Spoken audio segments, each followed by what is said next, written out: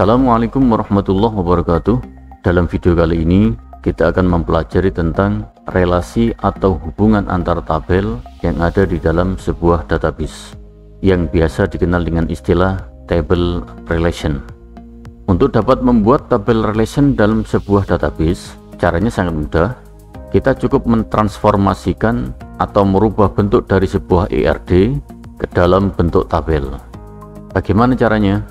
Yang pertama, jadikan semua entity yang ada di dalam ERD menjadi sebuah tabel.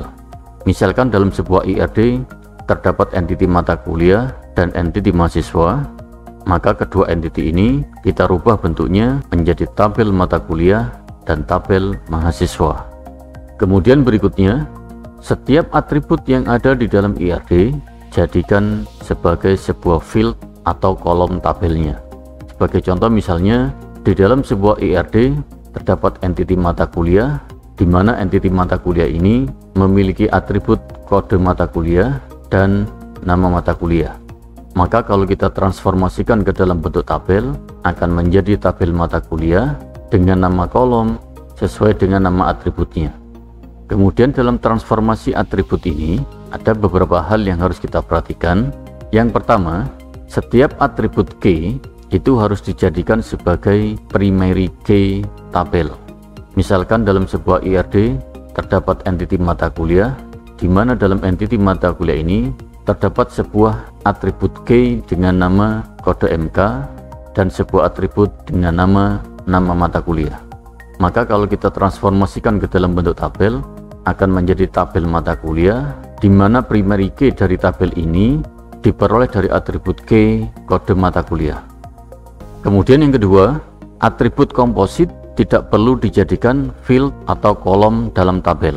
Namun yang dijadikan field atau kolom dalam tabel adalah sub atributnya. Sebagai contoh misalkan ada sebuah entity dengan nama mahasiswa, di mana entity mahasiswa ini memiliki atribut name dan nama mahasiswa, di mana data dari atribut nama mahasiswa ini didapatkan dari atribut first name dan atribut last name. Berarti atribut nama mahasiswa ini jenisnya adalah atribut komposit. Maka kalau ditransformasikan ke dalam bentuk tabel akan menjadi tabel mahasiswa, di mana di dalam tabel mahasiswa ini atribut komposit tidak dijadikan sebagai nama kolom. Sebagai gantinya, yang dijadikan nama kolom adalah sub atribut yang ada di bawahnya, yaitu first name dan last name.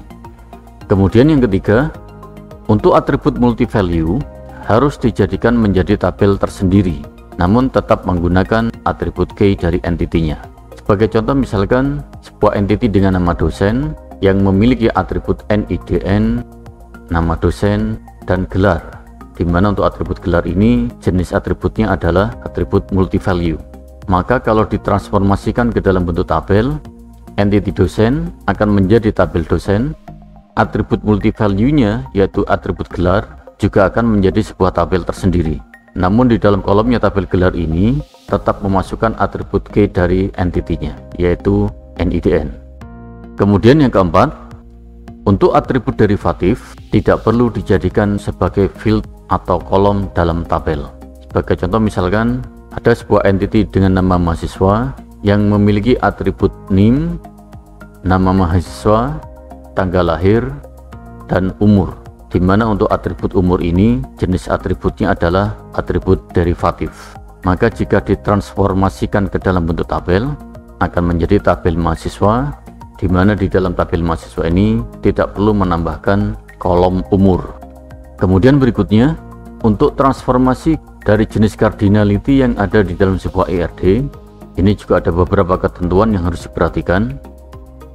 Kalau jenis cardinality-nya adalah one to one, maka ketentuannya adalah semua entity-nya harus dijadikan tabel, di mana atribut key dari salah satu entity-nya harus dijadikan field atau kolom dalam tabel yang lain.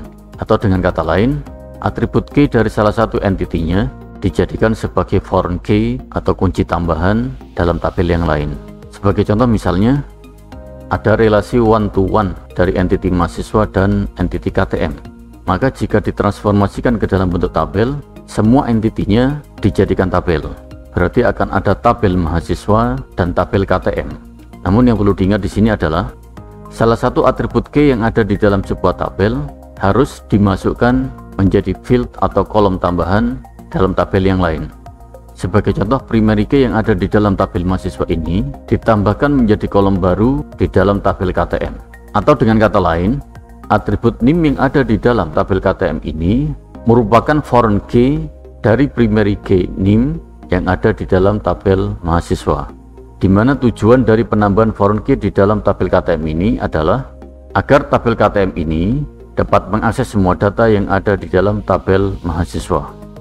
Kemudian, jika cardinality-nya one to many atau many to one, maka ketentuannya adalah semua entity-nya dijadikan tabel, di mana atribut key dari entity yang cardinality-nya one itu dijadikan sebagai foreign key pada tabel dengan cardinality many.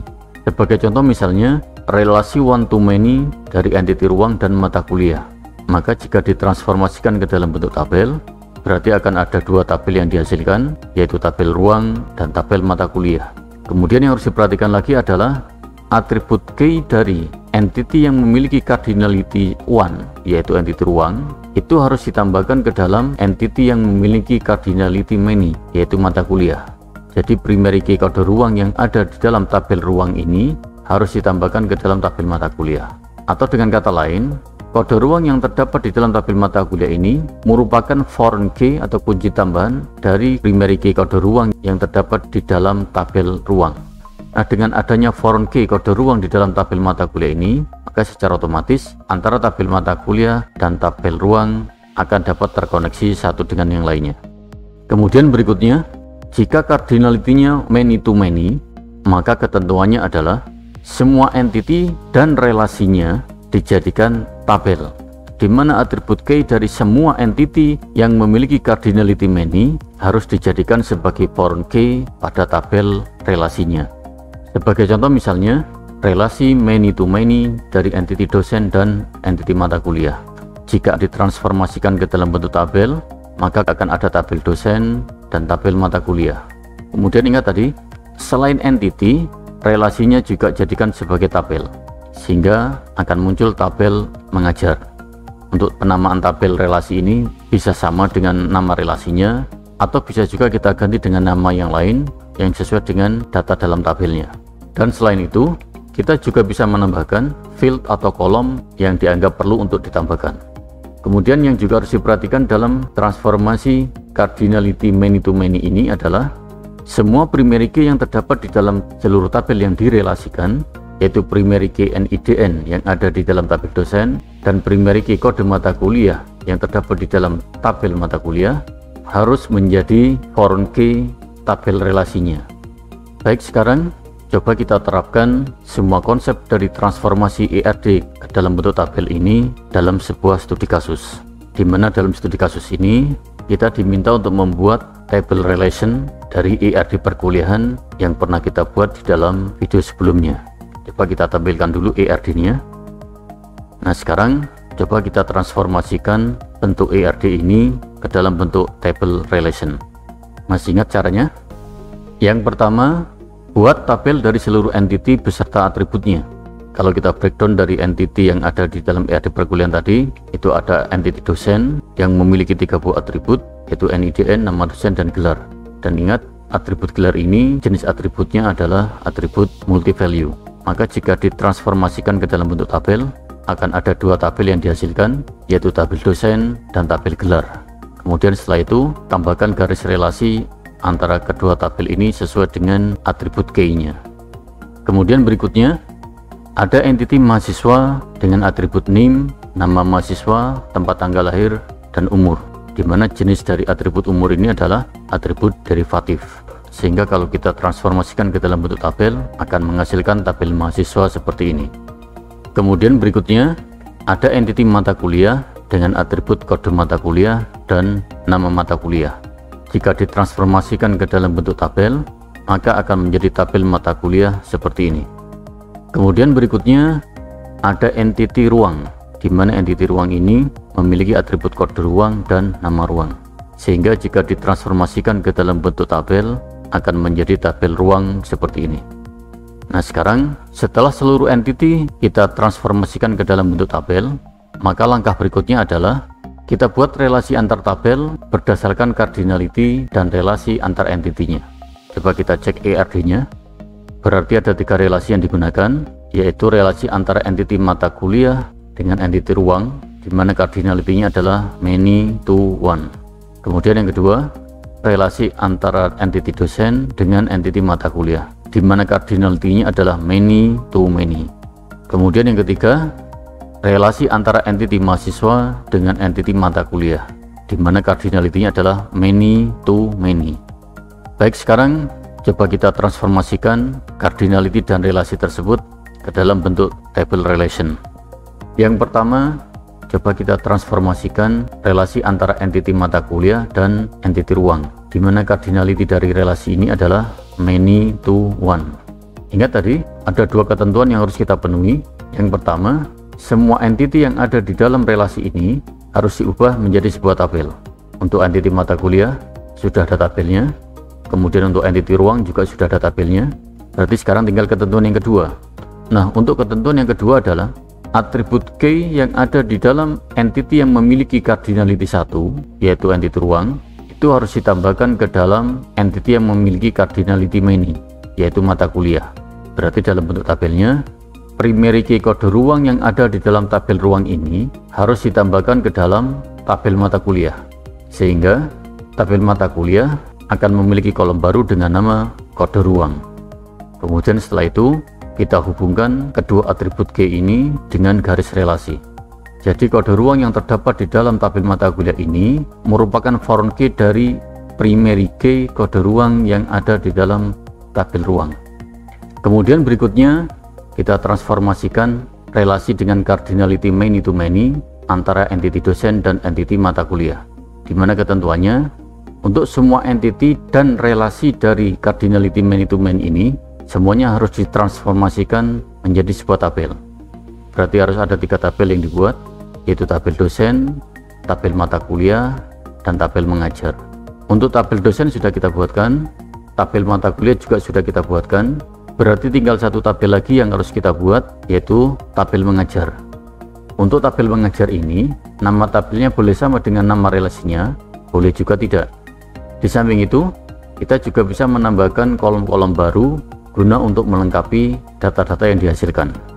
Nah, kemudian jangan lupa di dalam kolomnya tabel mengajar ini harus ditambahkan atribut K dari entiti dosen, yaitu NIDN, dan atribut K dari entiti mata kuliah, yaitu kode mata kuliah. Sehingga relasi mengajar ini kalau ditransformasikan akan menjadi tabel mengajar seperti ini. Kemudian setelah itu kita buat garis relasi antara NIDN yang ada di dalam tabel mengajar dengan NIDN yang ada di dalam tabel dosen, sehingga akan ada garis yang menghubungkan keduanya. Kemudian untuk kode MK juga kita buatkan garis relasinya dengan kode MK yang ada di dalam tabel mata kuliah, sehingga akan ada garis yang menghubungkan keduanya.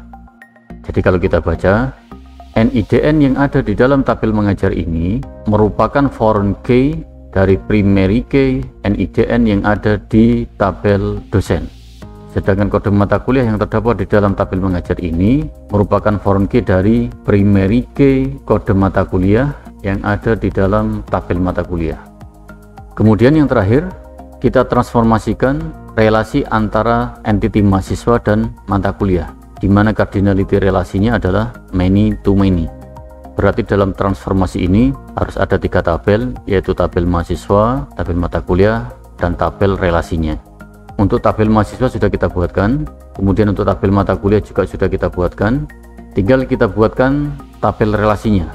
Ingat ketentuannya, di dalam tabel hasil relasi ini harus ada atribut K dari entiti mahasiswa, yaitu NIM, dan atribut K dari entiti mata kuliah, yaitu kode mata kuliah. Kemudian untuk nama tabelnya kita beri nama tabel kuliah. Di dalam tabel ini juga dapat kita tambahkan beberapa kolom pelengkap seperti ID kuliah dan SKS.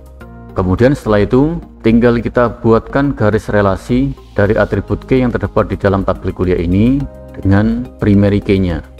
Untuk NIM kita relasikan dengan primary key NIM yang ada di dalam tabel mahasiswa. Sedangkan untuk kode mata kuliah kita relasikan dengan primary key-nya yang ada di dalam tabel mata kuliah. Baik, semuanya sudah kita transformasikan. Jadi seperti inilah hasil akhir dari transformasi ER di perkuliahan menjadi table relation perkuliahan.